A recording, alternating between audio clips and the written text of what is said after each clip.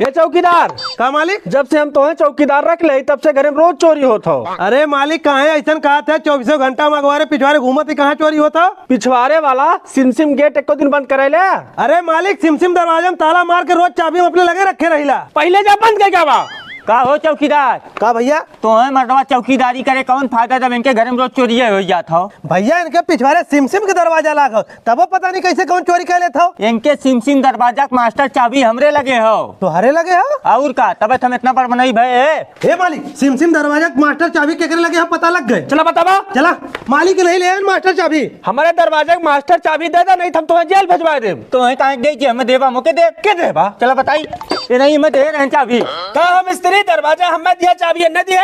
एक दरवाजा के दो चाबी हम बनाईला, जे उधार करा ले एक चाबी होके देला, एक अपने चोरवा दे देला, जो चोरी का धीरे धीरे लायक हमार पूरा कराला। जेलवा जाए तैयार रहा। जेलवा गेट हम ही बनाए है।